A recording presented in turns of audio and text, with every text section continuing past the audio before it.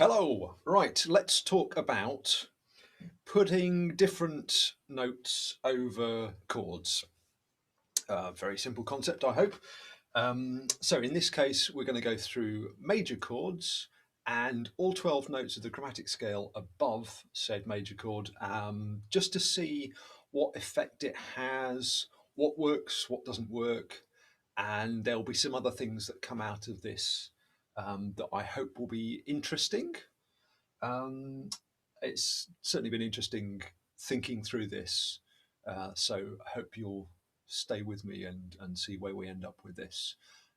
Apologies if this is a bit of a ramble. I suspect it might be.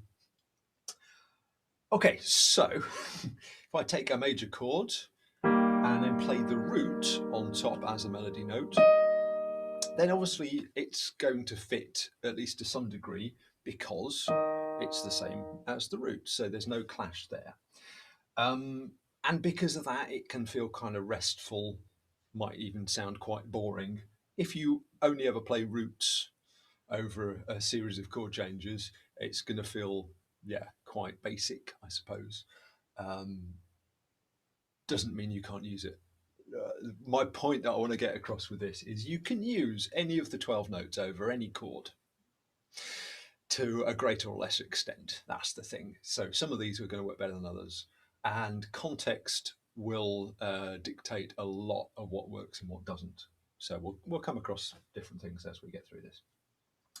I thought of a nice example where playing the root over a major chord actually doesn't work particularly well, and that's if you've got a major chord with a major seventh, and then if you play the root on top, then okay, it's consonant with the triad of the root chord, but it clashes with the seventh.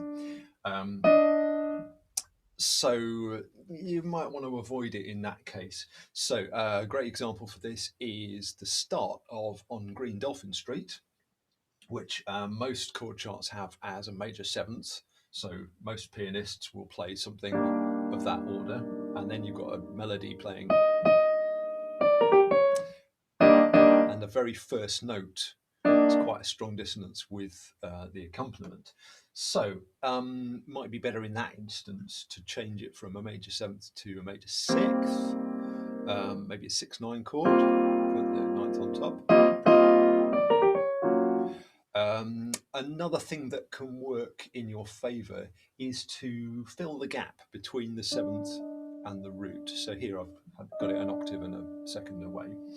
And if I just put one or two notes of the chord in that space, then it really softens the dissonance. So that works, I think, a lot better than that. I don't know if you'll agree with me. Yeah, there we go. So that's all about the root. Next note up, flat 2. This one's always going to be a strong dissonance because you're... Incidentally, the interval, the minor ninth, or the compound minor second, if you want to think of it that way, is generally considered the nastiest sounding interval, nastier than a tritone, nastier even than a semitone. There's something about that particular spacing that makes it really horrible. Now, if you're many octaves apart, then it's still not great, but actually you can get away with that a lot more. So one time I would definitely use the flat ninth is in a flat ninth chord. Well, that's blindingly obvious, isn't it? So you might get something like that, something cadential, and then I guess that tension resolves as part of the cadence. If you're improvising, I suppose you'd need to be careful with it. Ninths are, I think they're a tricky area in terms of improvisation, because particularly if the type of ninth isn't stated in the chart, you might well get the situation where, let's say you've got an E flat seventh chord. So there's you playing E flat seventh. A pianist, without any reference to any other information, might well play a voicing like this. great sounding voicing on its own. But a soloist might well choose to play a minor ninth. So you put them together, it's quite a dense set of dissonances. So that's just a situation to watch out for. The bigger takeaway from that, incidentally, is that piano players should always have a mind, and other accompanists should always have a mind to what the soloist's up to. And sometimes the best approach is just to stay out of the way. So if the ninth isn't stated, maybe just don't play some ninths, unless you're absolutely sure that the soloist is in a particular area. You know they're going to play natural ninths or flat ninths, or if they're mixing them up. That's a very common thing as well, in which case I'll definitely stay out of the way. All right, so strong dissonances like that have a pull. They want to go one way or the other. Like I said earlier, that one might well want to resolve downwards, but it might as well resolve upwards as well. You'd have something like that. Yeah, there we go. Babble in here. You're only ever a semitone or a half step away from a less dissonant note if you're on a dissonance. And the way that I understand bebop is it's usually best to go up rather than down. There's something more characteristically bebop about resolving dissonances upwards. In the classical world, traditionally dissonances always resolve downwards, they fall. Some of the nicest bebop lines I've heard resolve upwards, and there's something kind of tasty about doing it that way. Okay, let's move along. So next note is the natural second. Now this is a fairly static one. Let's find a different key. Let's go in F major. So a G there. I guess because it's exactly halfway between the root and the third, it's got less of a pull in either direction than if you were a semitone away. And actually it can feel quite static, especially if you voice maybe something like that. Then it might not feel like it needs to move anywhere. It can be a nice place to end on, actually. That sounds nice as an ending gambit. This being just after Christmas when I'm recording this, my head's all full of Christmas tunes and carols and that sort of thing. And there's a really nice example of landing on the ninth in the Christmas song. So Chestnuts Roasting. In the, I guess, the second section.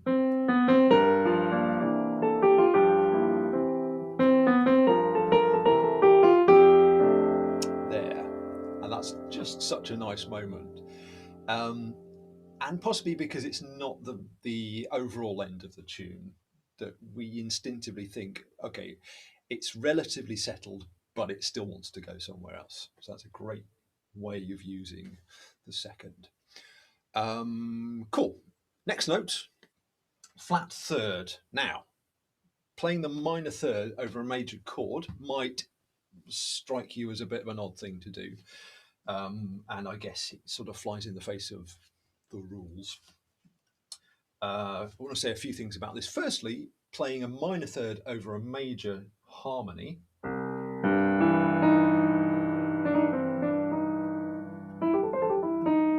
is a lot easier to deal with than playing a major third over a minor harmony. And again, that minor ninth, augmented octave in this case, interval is probably the thing that makes it trickier. So, on a major chord, blues licks, minor blues licks, tend to work really nicely. I think there's a great sound in there. And that temporary clash, I suppose, between the minor third in the melody and the major third in the harmony gives it a bit of spice. all I would say is you have to be conscious of these clashes and know that you're dealing with them in a nice way. A great something that marks out a lot of beginners is that they'll use that kind of language, particularly blues scale language, um, and they'll move off harsh dissonances in a very ungraceful way. Um, and that's the kind of thing that makes you go, not sure about that. Using it and then moving away from it nicely is fine. There's nothing wrong with that at all. So, top tips and practice, etc. I would go straight to transcription and find some nice examples of people using blues language over major harmony, and work out what they're doing and have a think about why that's working, and how to use it in your own playing. Okay, we will come back to the blues on major thing a bit later on. Major third. Now, obviously, this one's going to work because it's part of the chord. Chord tones in the melody are generally going to work, and it's very stable in this case. There's nothing much going on here, and lots of tunes start on the third. Something we'll get onto again a bit later is the fact that the root and the fifth, they're quite boring, aren't they, really? And for good reason. I will elaborate on this in a little bit. But the third is slightly more interesting. There are many more interesting notes than that, but in terms of the simple, interesting notes, it's probably the go-to one. Yeah, think of a tune like Autumn Leaves, where you've got pretty much every note, every accented downbeat note in the melody is the third of the chord in the A section. Third, third, third, whoops, third. So it's always landing on the third of the chord. So going back to major chord with a major third on top, yeah, there's nothing really much to say about here. And actually, it's so stable that if you move away from it, either stepwise in terms of the scale or even chromatically, it's got a very strong pull to want to come back there. That sort of stuff. Okay, fourth. Now, this is an interesting one, because if you just play the fourth over the major chord, it sounds pretty ripe. And again, we've got that minor ninth interval, which is making it sound a bit sour. Quick example here. I think I remember the first example of this that I came across in a piece of music where it worked, and I remember being a bit struck by this. I forget what the piece is, but I know it was by Eric Satie, who does lots of very interesting things, by the way.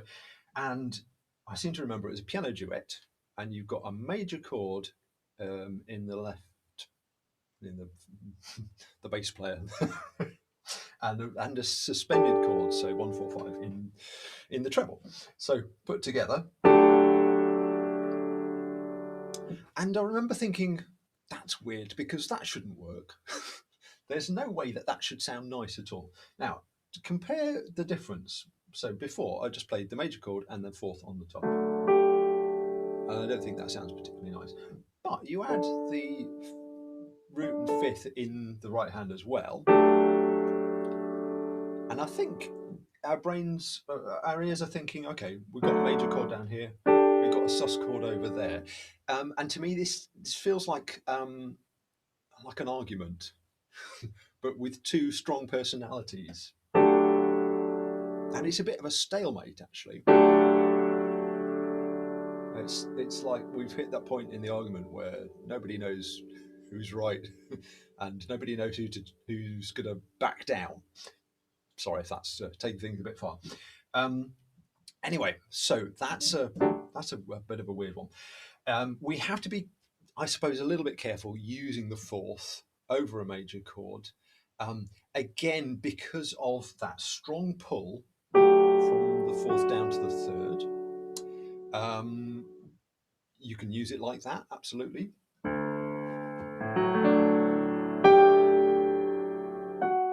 And it really does want to go down there.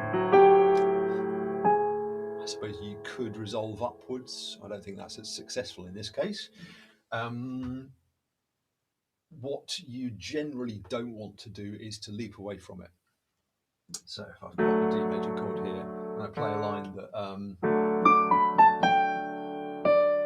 that goes to the fourth and then jumps away from it, I think that leaves the resolution unresolved. Whereas even something like that, approaching the third around it chromatically, works a lot more convincingly. All right, so there's your fourth. I was going to say something about sus chords. If you're not sure what sus chords are or how they work, then get in touch. We can talk about that. Right, sharp 4. So let's go B flat major. And then so the sharp 4 will be an E natural. So this immediately makes me think Lydian. Now, I know a lot of people get confused with modal things. Again, I think I've got a video out somewhere about modes, so let me know. I'll point you in that direction, or we can discuss that in a different time. Just a slight aside about the modes. Modal stuff is very useful in a I think a slightly limited way, but lots of musicians, particularly in the jazz vein, think a lot in terms of the modes and will converse. They'll use the names of the traditional modes to talk about stuff. So it's worth wrapping your head around all that and knowing what's what, and knowing the difference between a Dorian and Phrygian scale, etc., etc. So yeah, sharp 4 screams Lydian to me, whether that's Lydian major or Lydian dominant or whatever.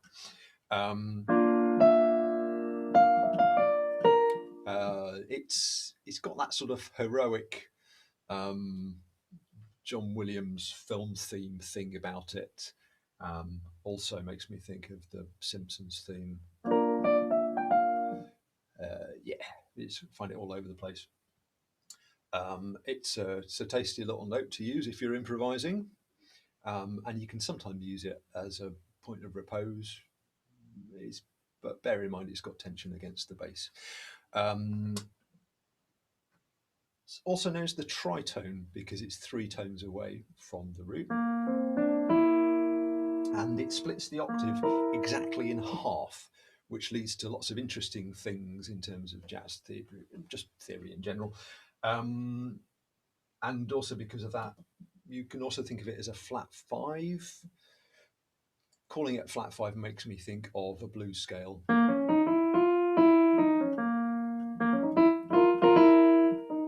Whereas it's just as likely to go downwards as it is to go upwards. So if it's on the way down, I'd call that a flat 5 rather than a sharp 4. It's probably a total technicality, but there we go. Cool. Right, now the 5th. Like I said before, the 5th is not a particularly interesting note. Quite boring. And I want to explain a little bit about why that is. So, get rid of my headphones for a sec and pick up my bass guitar. Why is he playing the bass other than he's just showing off? It's because I want to show you about a harmonic principle. How about that? So, lots of you will know already that if you take a string, hopefully that's coming across, yeah, and you split it exactly in half. So I'm just going to touch it lightly to get a harmonic. Then you get the note that's an octave above. So that's exactly half the string's length. If I then stop it at thirds, then I get the note that is a 5th higher than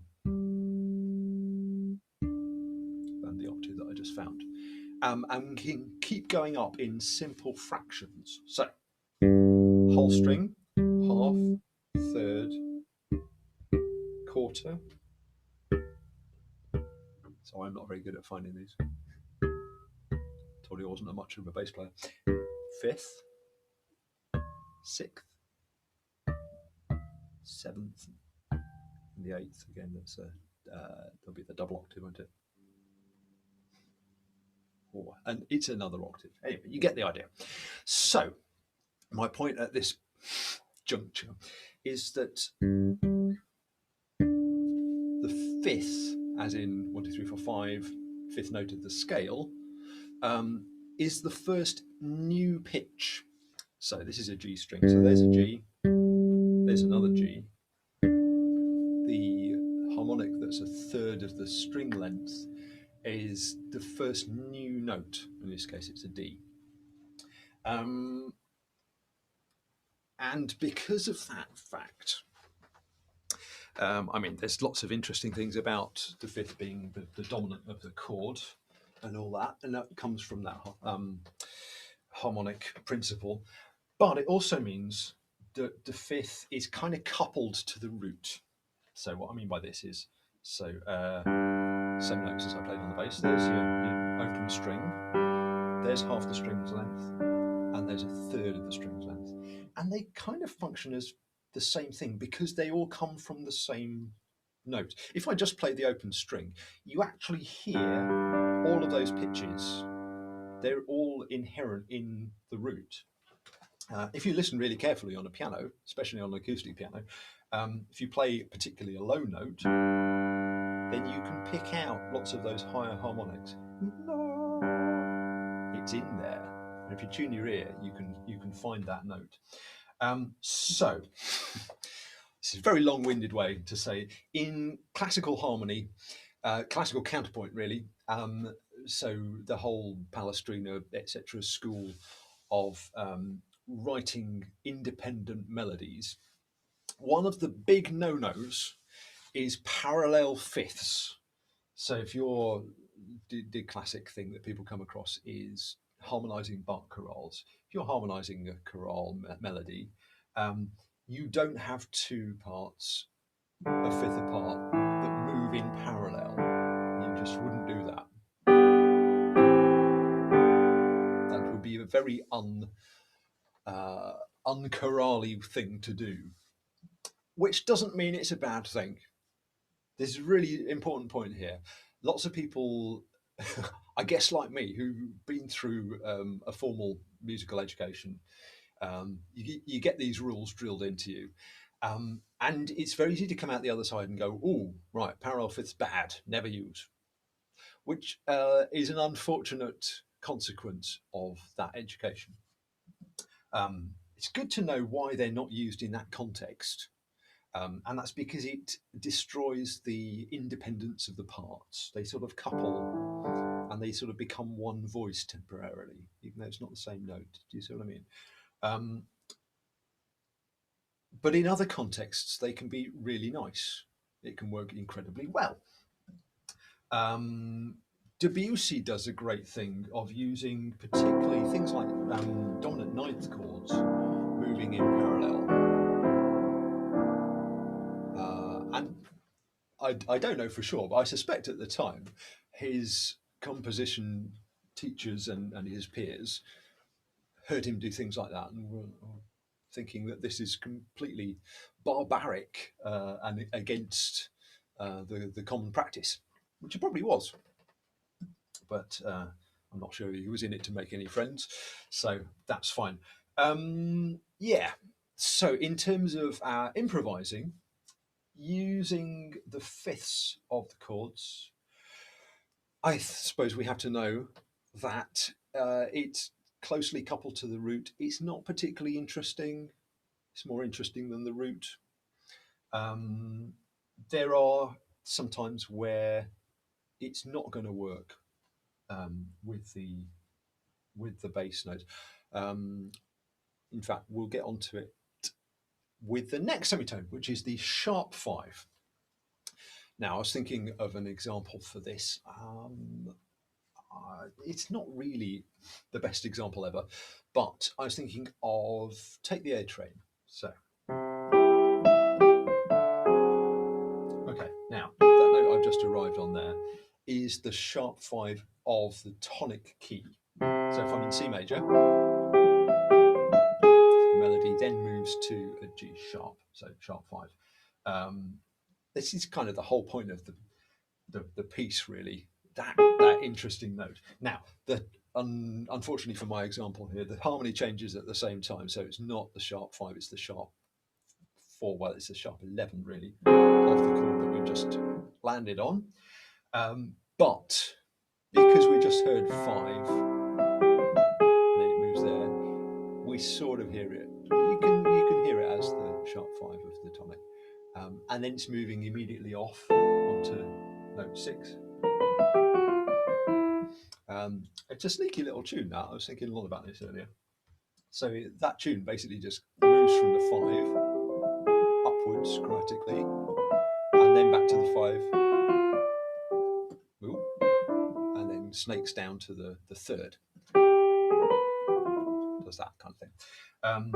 Anyway, so the characteristic note for me is always that G sharp. There we go.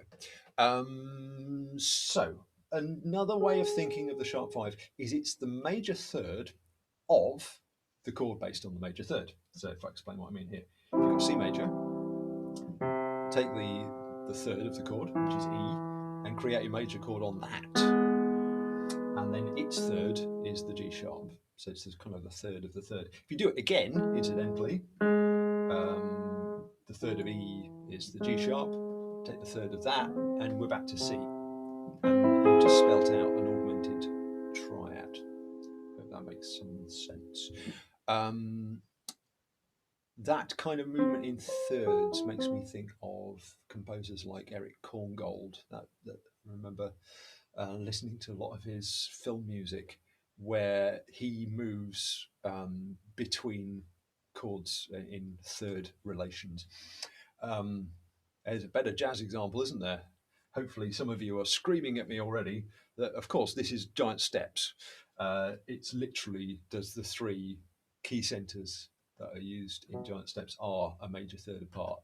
So you've got B major. What am I doing now? There you go. Yeah, B, E flat, and G. Sorry, it's not my strong suit, that tune. Okay. So the sharp 5, of course, is also the flat 6th, which can be a really nice note.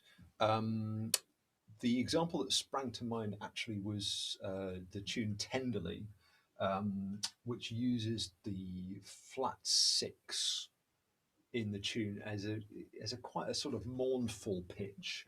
Let's just see if I can remember how it goes.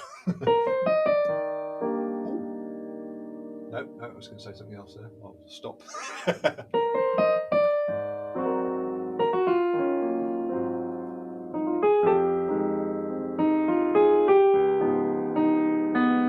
a flat 6, and then into say again here a few times. Yeah, all right. So there's a lot of action on that flat 6. Cool. Let's go on to the next one, which is the 6th, the natural 6th. Introducing this note, so let's stay in E flat, why not? Adding the 6th there. We're only one note away from an entire pentatonic scale, which in this case would be these notes here. Now, if you know much about this, or even if you don't, that's why I'm here, surely. Pentatonic just means 5 notes, 5 tones. So it can describe any collection of notes that's just 5 different notes in an octave. But traditionally, the go-to pentatonic scale for most people is essentially notes 1, 2, 3, 5, and 6 of a major scale, which is a transposed version of the 5 black notes on a piano. So that's an easy way to find it if you're not sure. You just work out the intervals from the black notes. Okay. Great example of use of note 6 is Moonlight in Vermont. There's a lot of great stuff in that tune.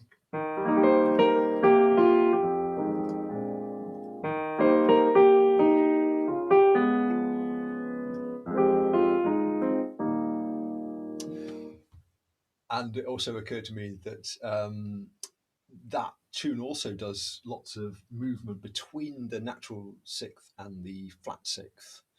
It's kind of the feature sort of behind the scenes of what's going on in that tune. All right. Sixth is quite a stable note over most major chords, so it's quite a nice place to end up. Anecdote time.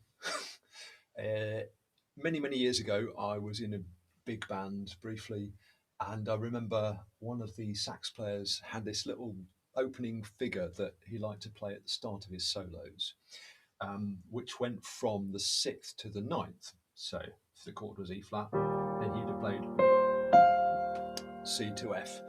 And you just play those notes and then go off into his solo. I remember asking him about this, saying, "Oh, it's interesting. Why do you do that?"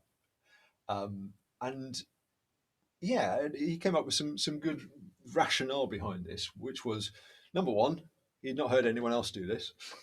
Number two, it works 99% of the time. Actually, even if you're in the minor or possibly some other scenarios, the sixth and the ninth, I usually will notice that they're going to work, but they're not the most boring ones. It's not like going root fifth or whatever. So it's got a bit of interest. And the next reason was, he said it gave him a chance to just collect his head, collect his thoughts. So you've got something to play as an opening thing, and then he could get off into the solos. So sort of a way of making his mark and then starting the solo. There's a really important, I think, or useful lesson in there. If you can come up with something that's essentially your musical signature, yeah, absolutely. Why not use it? There is a danger, I suppose, of boring people with it, but unless you're going to spend too much time doing the same thing, then it might be actually quite nice. Anyway, so all of that to say, natural sixth, good note to use. Okay, next one up is the flat seventh, which if you just play a major triad and then you play a flat seventh on top, then what you've really done is you've created a dominant seventh, which I thought might be a later video to go through, because there's some rich pickings to be had for dominant seventh chords. So casting your mind back to when I was talking about flat three, talked about using blues language over the major chord. We can do the same because the flat seventh is in most iterations of the blues scale. And there's a sound that I really like, which is a major seventh chord, but with a blues thing going off on top of it. You see what I mean? I'll give you an example. I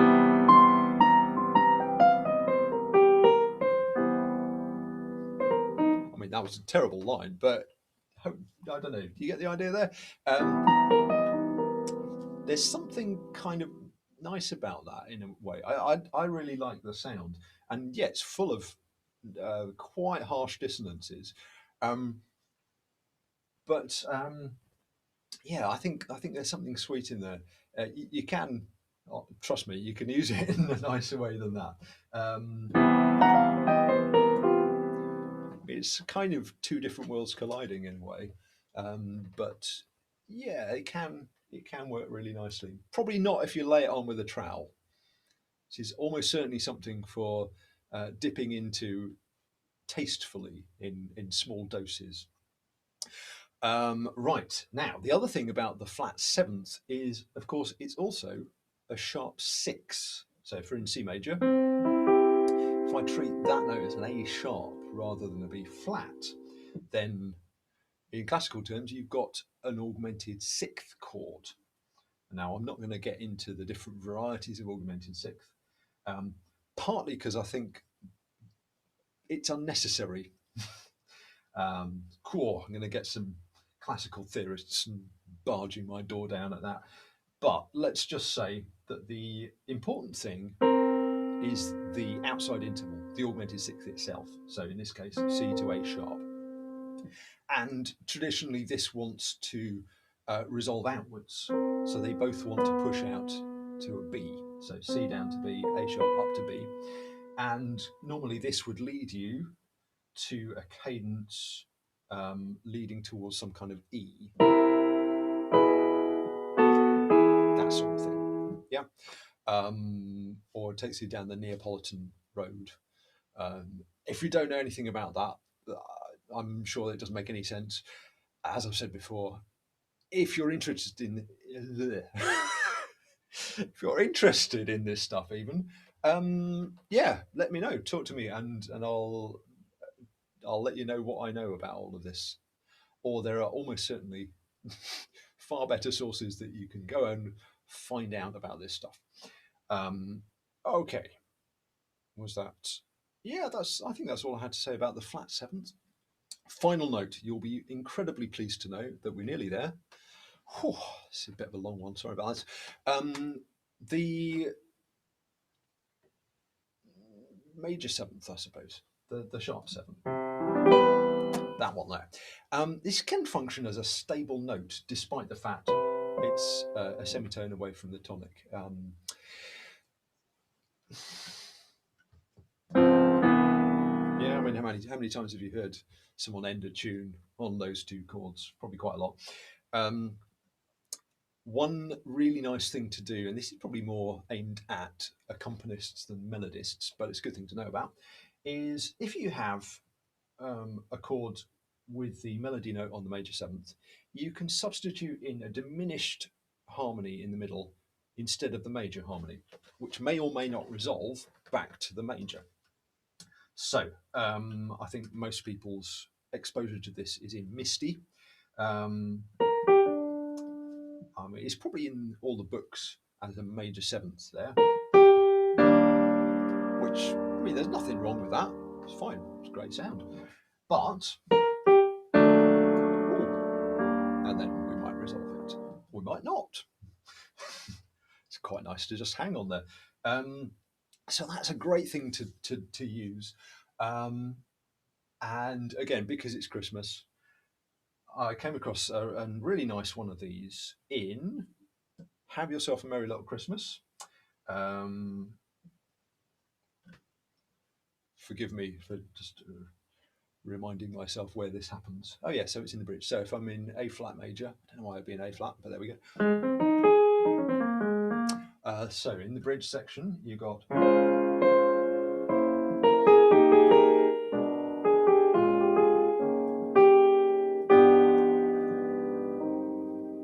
that's a great place to use that. Golden happy days of your what? Oh, yeah, never mind. And that's a smashing thing to use. If you were paying attention, you'd have noticed that I actually put in another diminished one. In fact, there's a couple of diminished chords on the way down. It's a great little sequence, that, isn't it? I'll just play it once more, just for my own enjoyment.